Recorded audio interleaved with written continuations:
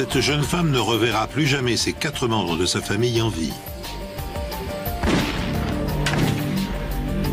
La fouille de la maison permettra non seulement de retrouver le meurtrier, C'était un meurtre vraiment atroce. mais aussi de mettre au jour un secret vieux de 3 ans. Il a échappé à la justice la première fois, alors qu'on aurait pu éviter 4 morts supplémentaires.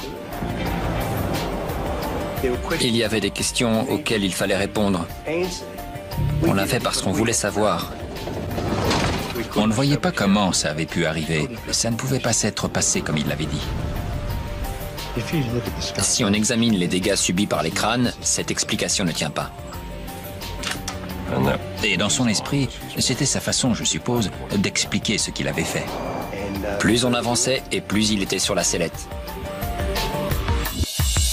Bonjour, soyez les bienvenus sur le plateau des Enquêtes Impossibles. Cette nouvelle série vous plonge dans le secret des experts comme si vous faisiez partie d'une équipe d'investigation. Pendant 3 jours, des membres de la famille Milosevic tentent de contacter Radmila et Tony, son concubin. En vain. Le couple ne répond plus au téléphone. Comme il est exclu qu'ils aient pu s'absenter sans prévenir ses proches, l'incompréhension et l'inquiétude augmentent. Une jeune sœur de Radmila décide alors de se déplacer pour prendre directement de ses nouvelles. Et elle ignore encore, bien sûr, qu'une vision de cauchemar l'attend dans la maison. Le patron de Tony a téléphoné pour dire qu'il n'était pas venu travailler depuis 2 jours et que ce n'était pas son genre. La voiture était dans l'allée et personne ne répondait. Dara a donc commencé à s'inquiéter. Âgée de 18 ans, Dara est la sœur de Rad. En regardant par la fenêtre, elle a vu du papier brûlé autour de la cuisinière. Et les plaques de la cuisinière étaient toutes rouges. Elle a voulu briser la vitre et entrer, mais son ami l'a arrêtée. Il lui a dit d'appeler la police. Il ne voulait pas qu'elle entre.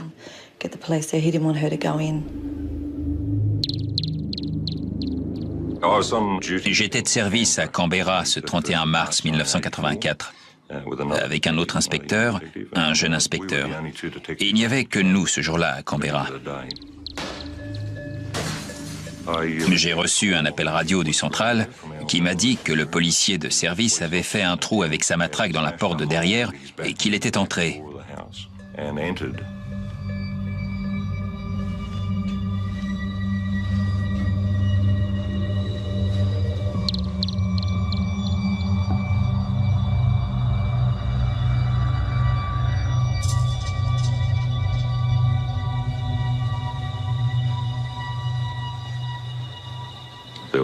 Il y avait une forte odeur d'essence dans la maison. De toute évidence, on avait tenté d'y mettre le feu.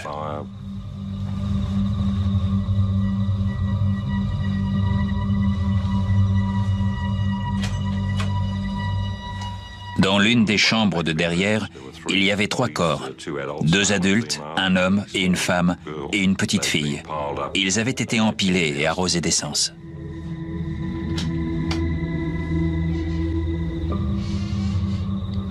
Et dans une autre chambre, il y avait un petit garçon. Tous avaient été tués par balle. Nous étions jeunes à cette époque, il y a 20 ans, et on avait aussi de jeunes enfants. Alors c'était vraiment horrible. En fait, j'étais ailleurs avec son autre sœur. L'autre sœur de Rad. On était en boîte de nuit et un ami est arrivé et a dit à sa sœur que quelque chose de terrible était arrivé à Rad et à Tony et que nous devions partir.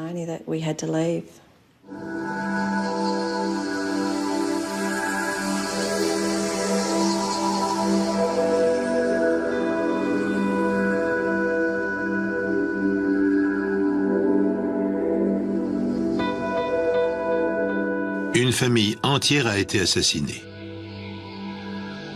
Radmila Milosevic, Tony Baker, l'homme avec qui elle vit, et leurs 2 jeunes enfants, Danny et Lisa. Après nous avoir conduites à Richardson, ils nous ont fait attendre dans la voiture. Il y avait des rubans tout autour de la maison et quelqu'un est sorti pour dire à la sœur de Rad que Rad, Tony et les enfants avaient été retrouvés morts dans la maison. Elle a perdu la tête. Elle hurlait. Elle était désespérée après la perte 2 ans auparavant de Mariana et Lily. La mort a déjà frappé la famille Milosevic. Mariana et Lily, les sœurs cadettes de Radmila, sont décédées le 31 décembre 1980 dans un accident de voiture. On ne pouvait pas lui enlever encore 4 membres de la même famille. Mariana et Lily, et maintenant Rad et Tony et les enfants. C'était inconcevable. Beaucoup de questions restent sans réponse pour l'instant. La police est entrée dans cette maison vers 21h30. Elle a trouvé les corps d'un jeune couple et de ses 2 enfants. Les corps étaient dans différentes pièces de la maison. Il n'y a aucune trace de lutte, mais les murs ont été aspergés d'essence. Il n'y a pas eu d'effraction. La porte était fermée à clé. Et il n'y avait pas de vitres brisées. Et en fait, c'était parfaitement calme. On a constaté que le meurtrier avait tenté de nettoyer des taches de sang avec du détergent pour la cuisine.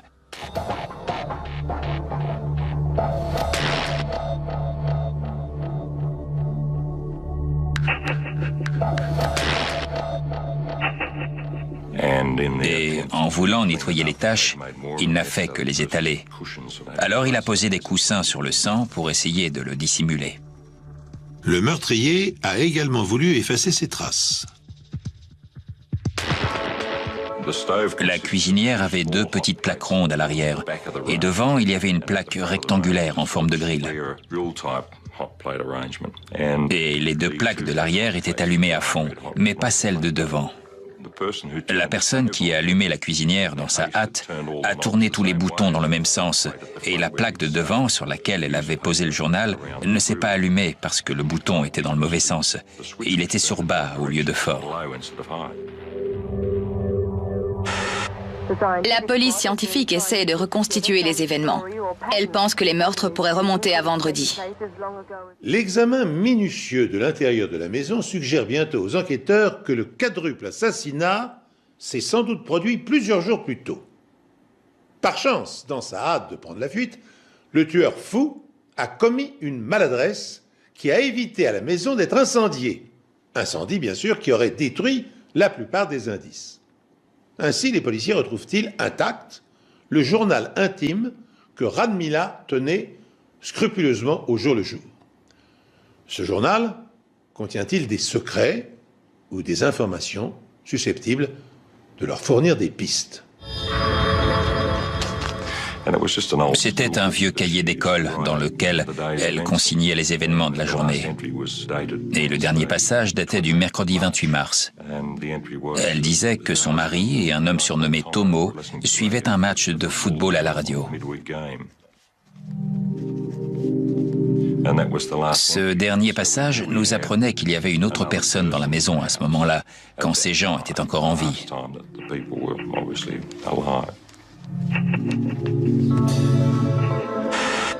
Ce matin, avec son unité mobile, la police a interrogé les voisins. La plupart d'entre eux ne connaissaient pas la famille et personne n'a entendu de coup de feu. Mais les gens avaient vu une voiture, toujours la même, faire des allées et venues autour de cette maison après ce mercredi. Et on avait des informations indiquant que cette voiture pourrait appartenir à Tomo. Il fallait donc identifier ce Tomo et savoir où il se trouvait. Ce soir, la police poursuit toujours son enquête. Elle continue d'interroger les amis et les parents de la famille, mais elle n'a pas trouvé le moindre mobile. Cela fait maintenant des heures que les corps de Rad, Tony et de leurs enfants ont été découverts dans leur maison. Ne trouvant aucune explication à ces meurtres, les enquêteurs vont s'adresser à la dernière personne à les avoir vus en vie. Et cette personne est surnommée Tomo. On a fini par identifier Tomo. Il s'appelait Alan Thompson et c'était un proche de la famille. En fait, c'était un vieil ami de Tony. Je crois qu'ils avaient joué ensemble au football. C'était comme mon grand frère. Il aurait fait n'importe quoi pour moi. J'avais confiance en lui. C'était le grand frère que je n'avais jamais eu. Il faisait partie de la famille. Je crois qu'il m'a appris à conduire à 13 ou 14 ans en cachette sur la route. Il nous emmenait au boom de l'école. Il rentrait chez lui et il venait nous rechercher quand c'était fini. On passait tout notre temps avec lui. Des passages du journal indiquaient que ce Tomo venait régulièrement et qu'il jouait avec les enfants. Certains commentaires disaient qu'il mangeait toute leur nourriture. On savait que c'était un habitué. C'était aussi le petit ami de l'une des deux sœurs tuées dans un accident de la route, quelques années plus tôt. Tomo a rencontré Mariana un soir. Avec un ami, il se promenait en voiture sur l'avenue principale et Mariana et l'une de ses sœurs étaient dans les parages. Ils se sont arrêtés et ont commencé à discuter. Je crois que ça a commencé comme ça. Devenus très vite inséparables, Tomo et Mariana emménagent ensemble. Après 2 ans de vie commune, une tragédie stoppe net tous leurs projets d'avenir. Mariana est tuée dans un accident de la route.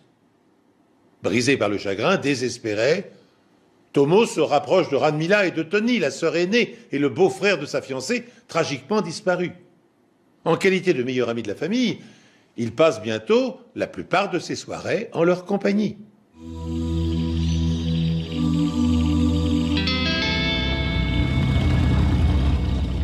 On a aussi établi qu'il possédait un véhicule répondant à la description de celui qui faisait des allées et venues. Faut-il considérer Tomo comme un suspect ou comme un simple témoin? Avec mon collègue, on est allé à Kenbeyan et Alan nous a reçus à la porte. Je me suis présenté en disant que j'apportais de mauvaises nouvelles. Je lui ai dit que j'arrivais de chez ses amis de Richardson et qu'ils étaient tous morts. Sur les lieux du crime, les spécialistes de la balistique trouvent des douilles et des balles, indiquant que l'arme utilisée est une carabine de calibre 22. On lui a demandé s'il avait une carabine. Il nous a conduits dans sa remise, derrière chez ses parents. Il a ouvert et a sorti une carabine de calibre 22. On est rentré au siège central de la police à Canberra et on a confié l'arme à nos experts. Vérification terminée. Parfait. Merci, Eric. Ils nous ont conduits au poste de police. Et ils nous ont posé des questions sur Tomo. Ils nous ont demandé s'il possédait des armes ou si on pouvait avoir des raisons de penser que ça pouvait être lui. Et j'ai répondu que ce n'était pas Tomo, qu'il ne ferait jamais une chose pareille.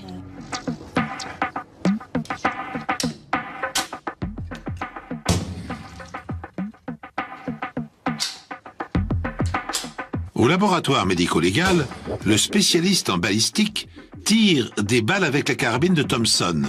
Placées sous un microscope et grossies 20 fois, les balles sont ensuite comparées à celles trouvées sur les lieux du crime afin de retenir ou d'éliminer la carabine de Thompson. On voit ici un échantillon du test à gauche et la pièce à conviction à droite. On recherche les rayures qui se font à cause des petits défauts à l'intérieur du canon, sur le plomb. Il laisse ses marques sur le plomb. Ce sont des marques caractéristiques qui sont l'équivalent des empreintes digitales. Elles sont propres à chaque arme à feu et ça nous permet de retenir ou bien d'éliminer l'arme. Dans ce cas, on l'a retenu.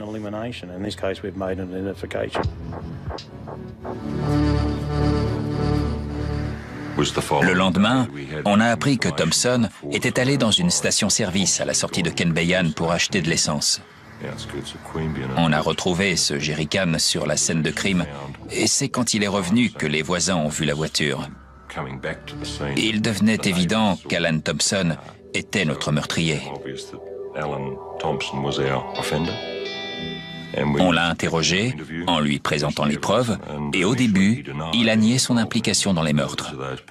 Ensuite, il a déclaré « Je suis allé chercher la carabine dans la voiture et je suis rentré avant de commencer à tirer. » Mais il nous a dit qu'il ne savait pas ce qu'il faisait et qu'il tirait au hasard. Ça ne correspondait pas à la scène recréée par les experts. Les tirs étaient plus contrôlés, plus précis. Il ne s'agissait pas de tirs au hasard d'une personne qui ne sait pas ce qu'elle fait.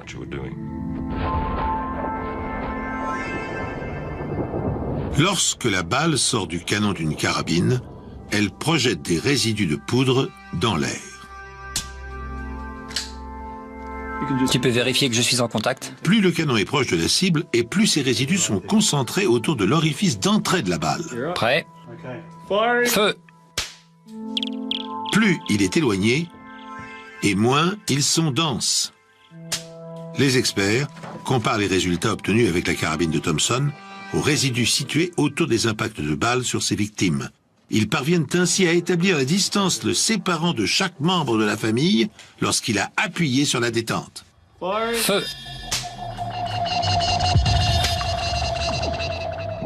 Nous avons établi, je dis nous, je veux dire les spécialistes de la balistique, ont établi que le meurtrier avait d'abord tiré depuis le couloir d'entrée de la maison en direction d'un fauteuil qui se trouvait dans le salon et sur lequel était assise la femme qui portait sa petite fille sur ses genoux. C'est alors que le mari s'est levé de sa chaise. Le meurtrier lui a alors tiré dans la poitrine. Il a ensuite essayé de s'enfuir du salon et il a fait le tour d'un petit mur pour arriver dans le couloir. Et là, il a reçu une balle à bout portant à l'arrière de la tête. Ensuite, la petite fille, qui était évidemment tombée des genoux de sa mère, a été abattue dans le salon depuis une courte distance. Et on pense qu'il a tiré les corps à travers le couloir pour les empiler dans la chambre de derrière. Ensuite, à un autre moment, l'autre enfant a été tué dans son lit. À bout portant. C'était donc un meurtre vraiment atroce. Alan Thompson, alors âgé de 24 ans, est accusé des 4 meurtres, mais il plaide non coupable lors de son procès. Je ne voulais pas croire que Tomo avait fait ça, mais j'étais assise et j'écoutais les éléments à charge, les éléments présentés par les experts, tout ce qui concernait cette affaire. Alan Thompson est reconnu coupable et condamné à 4 peines de prison à vie. On n'a jamais su quel était le véritable mobile de ces crimes.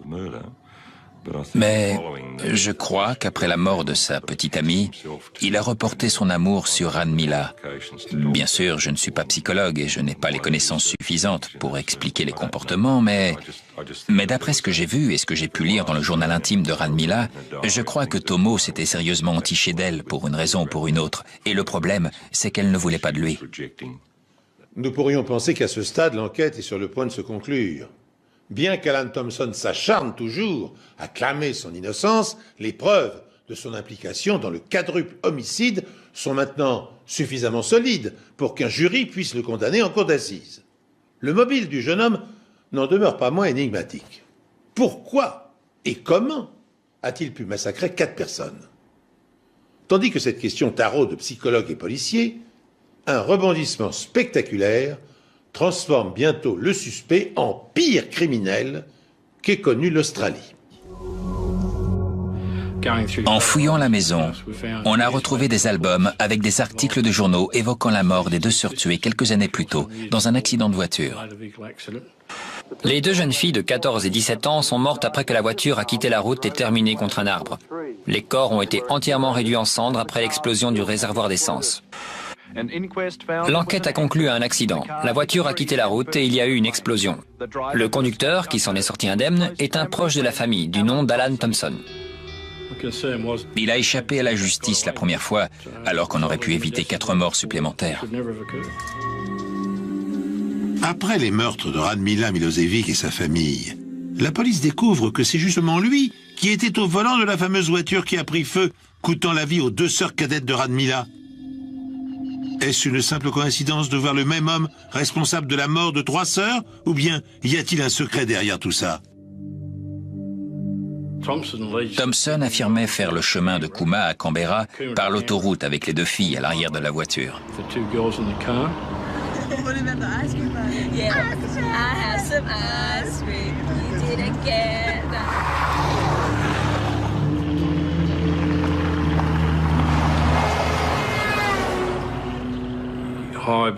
C'est une voiture arrivant à grande vitesse dans l'autre sens qui les a fait sortir de la route.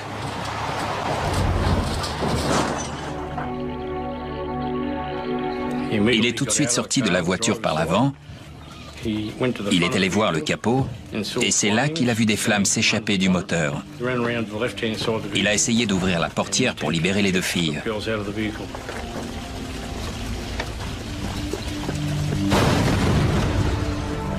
Mais La voiture a très vite été engloutie par les flammes et les 2 adolescentes sont mortes à l'intérieur.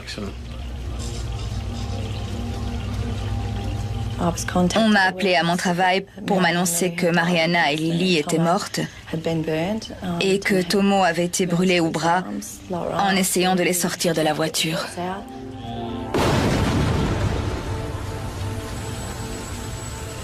Le jour de l'enterrement, il est resté très en retrait.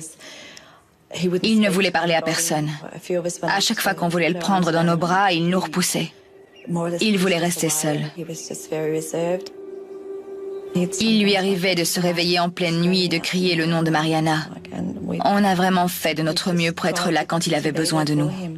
Cet accident est-il le fruit d'une coïncidence ou une fatalité frappe-t-elle la famille Milosevic? En effet, à 2 ans et demi d'intervalle, 3 sœurs ont succombé à des morts violentes. Comme on sait maintenant que Thompson est vraisemblablement l'auteur du meurtre de Radmila, n'est-il pas étrange de constater qu'il se trouvait aussi au volant du véhicule qui a percuté un arbre avant de s'embraser? Et tandis que Thompson était sorti indemne de l'accident, Mariana et sa jeune sœur avaient péri carbonisés. Bien que le coroner de l'État ait confirmé la thèse de la mort accidentelle, Rick Nines et Tom McKillen, son équipier, ont des doutes sur la véracité de cette version des faits. Et pour en avoir le cœur net, ils décident de réexaminer les circonstances du drame et de recueillir de nouveaux indices.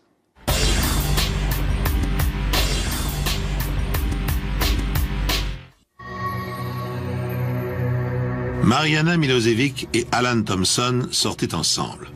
Lorsqu'elle meurt, dans un accident de voiture avec lui au volant, Thompson vient chercher du réconfort auprès de la sœur aînée Radmila. 15 mois plus tard, il la tue, ainsi que ses enfants et leur père. Le nom de Thompson étant lié aux 2 affaires, les policiers décident de rouvrir le dossier classé comme simple accident.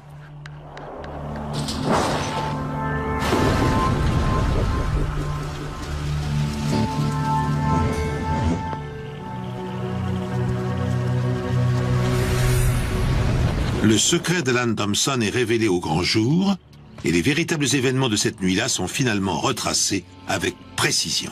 Le dossier faisait mention d'un accident de voiture et rien de plus. Mais on trouvait le dossier incomplet. Les éléments ne permettaient pas de conclure à 100% à un accident. Il y avait des questions qui n'avaient pas été posées et qui auraient permis d'y voir plus clair sur sa version des faits. Heureusement pour nous, les pompiers avaient pris énormément de photos du véhicule et en les regardant de plus près, on s'est aperçu que le témoignage de Thompson ne correspondait pas du tout à ce que montraient les photos de l'accident. S'il roulait à la vitesse qu'il avait prétendu, la voiture aurait subi beaucoup plus de dégâts que ce qu'on pouvait voir sur les photos.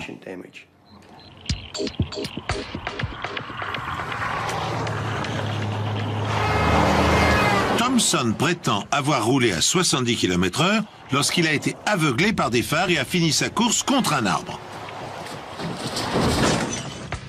Mais selon des experts de la General Motors, ça n'a pas pu se passer comme ça. Les experts nous ont tout de suite dit qu'ils ne croyaient pas du tout à cette histoire. Ils estimaient plutôt la vitesse à 25 km/h. La question, c'était de savoir pourquoi il avait raconté ça. Peut-être que c'était pour se protéger et tout simplement parce qu'il avait prémédité l'accident. On a donc décidé de vérifier si notre théorie du meurtre maquillé en accident tenait la route. On a décidé de faire une reconstitution des faits, mais on n'a pas pu le faire avec l'arbre d'origine. On a donc acheté un modèle de voiture similaire et on s'est mis au travail sur un site d'entraînement de la police. On a choisi une partie pentue. Ensuite, on a choisi un arbre aux dimensions équivalentes à celui de l'accident et on a dû s'y reprendre à plusieurs fois pour essayer d'obtenir une vitesse de 25 km/h. On devait trouver la distance exacte de laquelle lancer la voiture pour obtenir la vitesse adéquate.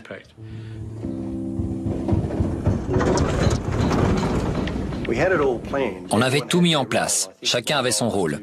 Moi, je devais chronométrer la scène et Rick était là pour observer. On avait prévu un chauffeur qui avait accepté de faire la cascade avec tout le matériel de sécurité adéquat. Mais en voyant la pente de plus près, il a finalement trouvé l'expérience un peu trop risquée à son goût.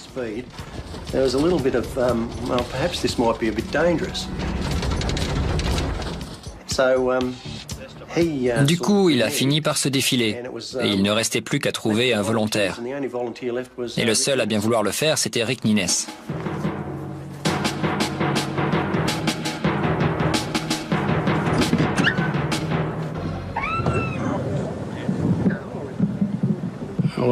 Il fallait bien que quelqu'un le fasse. Et comme il n'y avait plus que moi, j'ai décidé de le faire. Il s'est installé au volant et on l'a lancé à pleine vitesse contre l'arbre.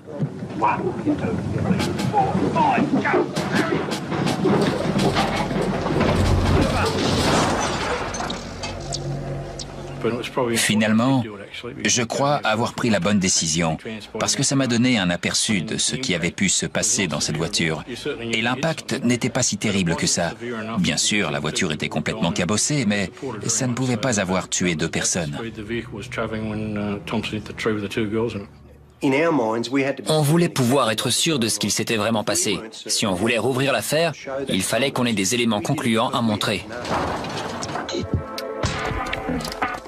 Malgré les similitudes entre le crash test effectué par les inspecteurs et les dégâts sur la voiture de Thompson, ils n'ont malheureusement pas assez d'éléments pour écarter la thèse de la mort accidentelle. Alors ils décident de se rendre chez un spécialiste des incendies. Il leur faut une réponse. La voiture a-t-elle accidentellement pris feu ou est-ce une mise en scène? Ils m'ont carrément enfermé dans une pièce avec des vidéos et des photos, en me disant qu'ils repasseraient vers 16 heures pour avoir mon avis. Les premières conclusions du coroner avaient été que le feu avait pris sous le capot. Et le feu aurait été causé par le contact entre un des ressorts de la batterie et une de ses bornes, provoquant une étincelle à l'origine du départ du feu.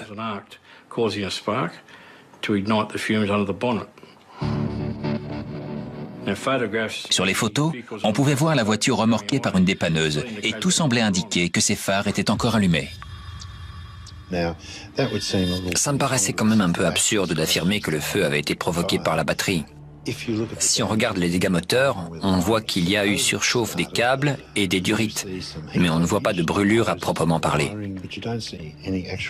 S'il y avait vraiment eu le feu, les fils seraient au moins à nu pour peu qu'ils aient résisté, mais en aucun cas, ils ne seraient encore isolés. Les durites et les courroies auraient brûlé. De plus, le feu se serait propagé jusqu'au pare-feu, ce qui n'était absolument pas le cas. Les dégâts causés par le feu étaient davantage visibles à l'intérieur de la voiture que dans le moteur. Le moteur semblait en parfait état de marche pour un appareil censé être ravagé par les flammes. Ça ne collait pas. Pourquoi y avait-il des traces de feu dans l'habitacle et pas dans le moteur alors qu'il était censé être parti de là? Pour Tom McKillen et Peter Thatcher, l'expert en incendie du centre médico-légal, trop d'invraisemblances décrédibilisent la version des faits fournie par Thompson. Ce dernier affirme en effet qu'après le choc, le feu s'est propagé du moteur à l'habitacle en quelques minutes. Or, à moins d'utiliser un accélérateur de combustion, une voiture ne peut pas brûler complètement car, en dehors du réservoir, des pneus, des sièges et des garnitures, peu de matériaux sont inflammables.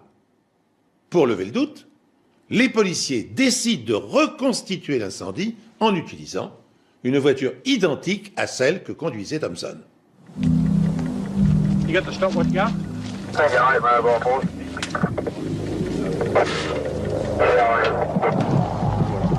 Arm, yeah? Pretty good fire.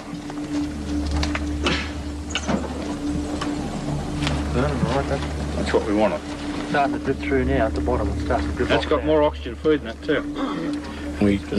On a commencé par arroser le moteur d'essence, une quantité équivalente à celle qui était censée s'être échappée du carburateur.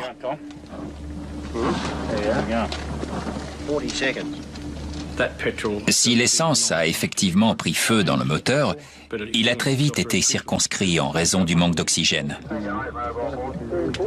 On a remis de l'essence dans le moteur pour tenter de raviver le feu et pour qu'il se propage dans l'habitacle. Mais on a quasiment été obligé de l'inonder pour que quelque chose se produise.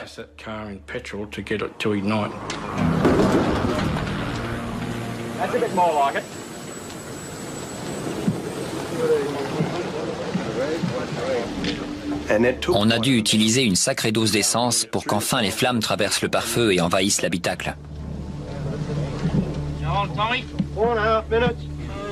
The wiring out of the dash, it's got to get that. Got to burn that away. The thing that'll really start to smoke. Cars will catch. Les voitures peuvent prendre feu, mais il faut vraiment un choc à très grande vitesse pour provoquer une rupture des canalisations et du réservoir d'essence. Et pour en plus élever le feu au degré de chaleur suffisant pour sa propagation, il faut une grande quantité de produits accélérants tout autour. 15 minutes now. Yeah, 15 minutes. On a donc terminé la reconstitution pour voir si le témoignage de Thompson tenait la route. Mais on n'a pas pu découvrir ce qui s'était vraiment passé. Ça voulait dire que son histoire ne tenait pas debout.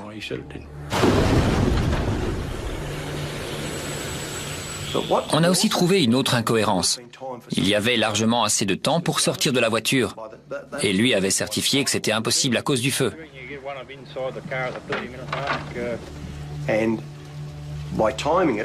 En chronométrant la scène, on a pu établir qu'il y avait donc un deuxième point de son témoignage qui ne tenait pas la route. Il avait largement le temps d'entrer à l'arrière de la voiture, vu la quantité d'essence qu'on avait dû utiliser pour que la voiture s'enflamme.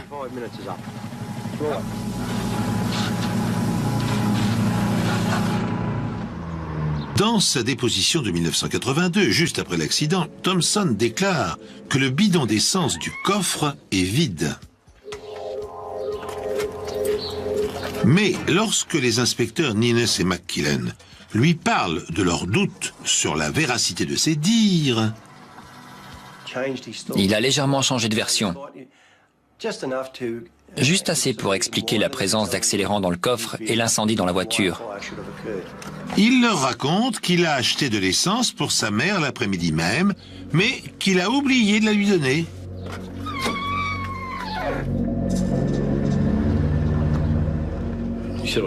Il nous a dit que le bidon était dans la voiture et qu'il avait dû se renverser et prendre feu. Il leur affirme n'avoir rien dit à l'époque de peur d'être tenu pour responsable de l'incendie. Les inspecteurs se trompent-ils ou leur intuition est-elle la bonne? La réponse est sous leurs yeux. Mais ils ne le savent pas encore. Alan Thompson a tout d'abord affirmé qu'il n'y avait pas de bidon d'essence dans sa voiture la nuit de la mort de sa petite amie et de sa sœur cadette dans l'incendie. Mais 3 ans après, il change sa version. Il affirme cette fois qu'il y avait bien un bidon d'essence dans la voiture et que celui-ci a dû se renverser. Thompson a-t-il menti pour éviter d'être tenu pour responsable de l'incendie ou s'est-il parjuré pour une autre raison? Si on regarde les photos de l'arbre contre lequel la voiture est venue s'écraser, on voit des traces de feu au-dessus du capot de la voiture. Comment est-ce possible si le feu a effectivement pris dans le moteur? En regardant de plus près les photos, je pencherai plutôt en faveur de la thèse qui veut qu'on ait aspergé la voiture de liquide inflammable. Je ne peux pas vous dire exactement combien d'essence a été aspergée sur la voiture, mais c'est en tout cas de l'ordre de plusieurs litres. Ça veut donc dire que quelqu'un a délibérément aspergé de l'essence à l'intérieur et à l'extérieur du véhicule. On commençait à avoir de plus en plus d'éléments dans cette affaire et à première vue, tout semblait désigner Thompson. Preuve est désormais établie qu'Alan Thompson a volontairement incendié la voiture. Mais a-t-il condamné l'ouverture des portes avant le crash, afin que les jeunes filles ne puissent pas s'en échapper et soient brûlées vives? Ou les a-t-il tuées avant l'accident? Et a-t-il procédé ensuite à une sinistre mise en scène? Aussi incroyable que cela puisse paraître, la réponse à cette question est cachée parmi les nombreuses photos qui, depuis des mois, tapisse le mur du bureau des inspecteurs. Il arrive souvent qu'on ait quelque chose sous le nez pendant longtemps et qu'on passe quand même à côté. Et tout d'un coup, en regardant une photo des deux jeunes filles, on s'est aperçu qu'un liquide inconnu s'échappait de leur crâne. Sur une des photos, on voyait distinctement un trou dans le crâne d'une des deux jeunes filles. On a donc voulu en savoir plus. Ça ne se voit pas tout de suite, mais si on regarde de plus près les photos, on voit que les crânes sont très endommagés. On sait par les directeurs de crématorium et par ce qui s'est passé pendant la Révolution russe que quand un crâne explose dans un incendie, c'est uniquement quand le feu est très rapide et à très haute température. Une très forte pression s'exerce sur le haut du crâne et il en résulte obligatoirement une explosion du crâne. Mais ici, ça ne correspond absolument pas. On dirait plutôt l'orifice de sortie d'un projectile, autrement dit, d'une balle. Et dans l'un des deux crânes, on a un orifice d'entrée bien visible qui signifie qu'on leur a tiré une balle dans la tête. C'est aujourd'hui que le destin tragique de 3 sœurs de Canberra va être dévoilé à la Cour fédérale. Ian Temby, avocat de la couronne, a affirmé que Thompson était déjà sous le coup d'une inculpation pour le meurtre de l'une des 3 sœurs. Cela suffit à une nouvelle mise en examen. Selon lui, cette mise en examen calmera la colère du public et mettra cette affaire à jour. Monsieur Temby a affirmé que de nouvelles preuves venaient contredire la version de Thompson sur l'origine de l'incendie de la voiture. Aujourd'hui, Thompson admet le fait qu'il y avait bien un bidon d'essence dans la voiture alors qu'il l'avait toujours nié jusqu'à présent. L'avocat de Thompson, quant à lui, prétend que ces preuves ne fournissent aucun nouvel élément et met l'accent sur le coût d'une nouvelle enquête. Il ne restait plus qu'à exhumer les corps et à chercher d'éventuelles preuves scientifiques sur les jeunes filles. Si le témoignage de Thompson était véridique, on aurait obligatoirement retrouvé des traces de brûlures sur le larynx et les poumons des 2 filles, même si elles avaient été inconscientes. Et il nous fallait absolument ce genre de preuves pour mettre Thompson en examen pour meurtre.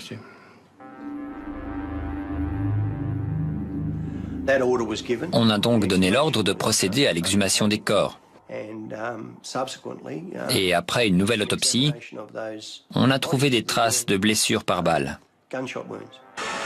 Des traces de blessures par balle ont été décelées sur les corps d'au moins l'une des 2 sœurs. Des blessures par balle provenant d'une carabine de calibre 22, le même calibre que celui utilisé par Alan Thompson lors du meurtre de Ranmila, la sœur aînée des jeunes filles et de sa famille. Au cours de l'autopsie, le légiste n'a trouvé aucune trace de brûlure sur le larynx ou les organes internes et il a pu formellement établir que les 2 filles étaient déjà mortes au moment de l'incendie. Il a également retrouvé des traces de plomb dues au passage d'une balle à travers le crâne. Il a donc pu établir avec certitude que les 2 filles avaient reçu une balle dans la tête et qu'elles étaient donc mortes avant l'incendie.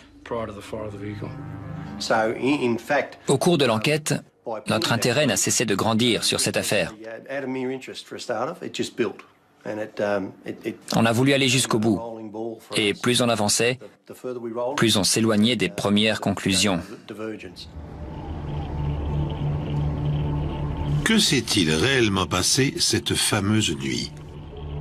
Qu'est-ce qui a bien pu pousser Thompson à tuer sa petite amie et sa sœur cadette? Juste avant l'accident, Mariana est venue nous voir au travail pour parler à sa sœur. C'est la seule et unique fois où elle nous a dit qu'elle avait peur de lui. Mariana avait peur de la violence refoulée d'Alan Thompson, son fiancé.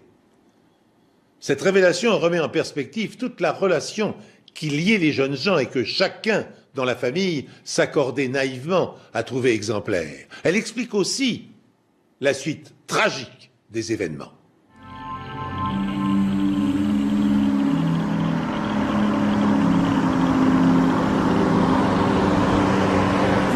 He's talking shit now. Can you just stop yelling at her? I'll do what I want, all right? Excuse me. La sœur cadette avait prévu de passer le week-end avec eux. Il y avait de la séparation dans l'air. La jeune fille avait l'intention de le quitter et lui ne voulait pas en entendre parler. Et on pense que sa sœur était là pour l'aider à franchir le pas.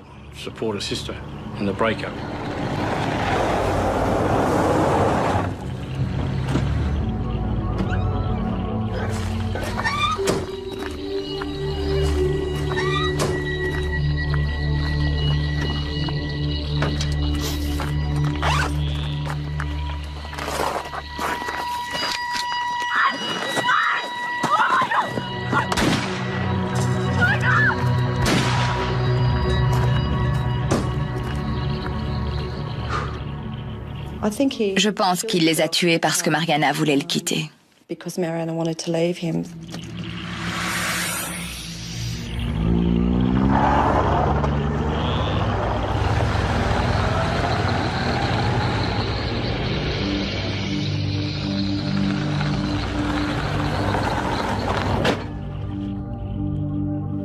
Mariana était venue nous voir au travail pour nous dire qu'elle commençait à avoir peur de lui et qu'elle voulait vraiment le quitter.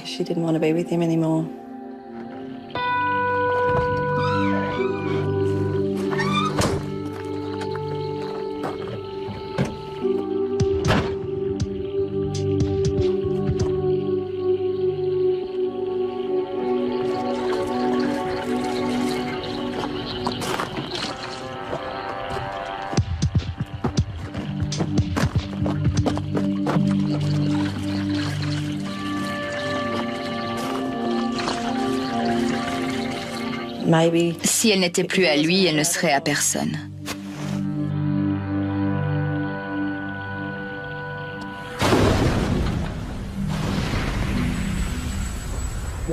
Mais pourquoi a-t-il pris aussi la vie de Lily et puis celle de Rad? Je ne sais pas. Il y avait de vraies similitudes dans le mode opératoire des deux affaires. Dans les deux cas, l'arme utilisée était de calibre 22. Les victimes avaient toutes été tuées d'une balle dans la tête et à chaque fois, Thompson avait voulu maquiller les meurtres en prétextant la mort dans un incendie.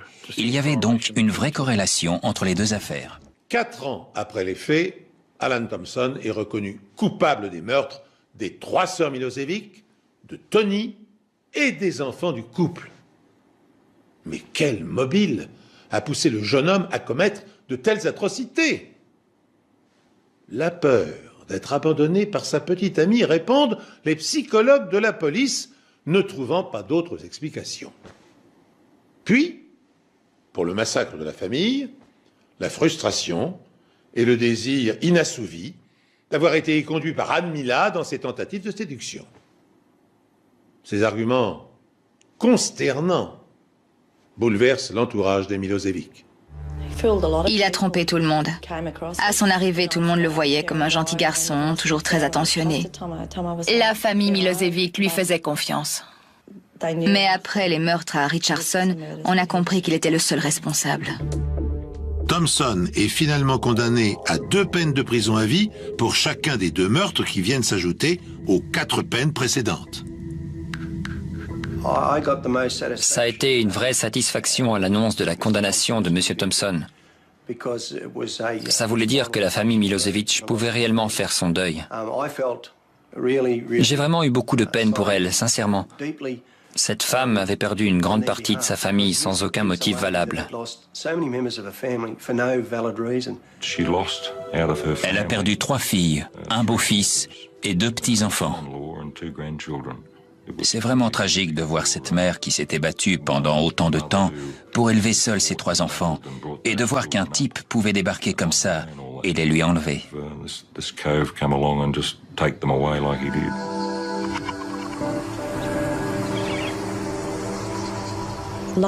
Aujourd'hui, après 20 années plutôt étranges, la vie reprend son cours.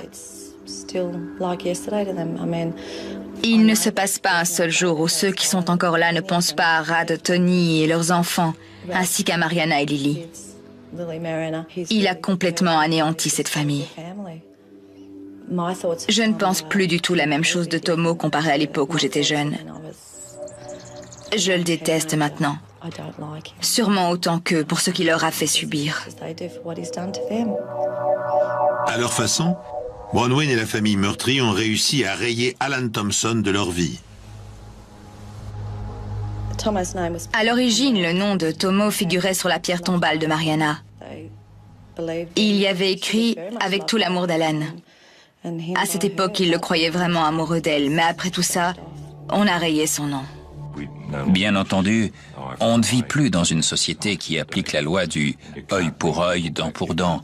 On ne peut pas ramener les morts à la vie, on ne peut pas remonter le temps, mais aujourd'hui, les gens en général aiment voir ce genre de criminel puni pour ce qu'il a fait. Alan Thompson se trouve derrière les barreaux depuis plus de 20 ans maintenant. Il purge sa peine dans une prison de haute sécurité.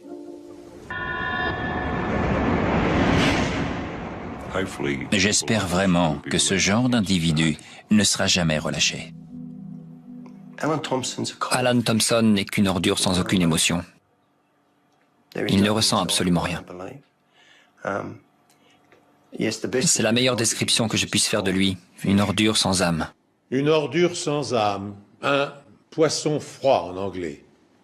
C'est ainsi que le policier McKillen décrit littéralement Alan Thompson, le tueur en série le plus tristement célèbre d'Australie.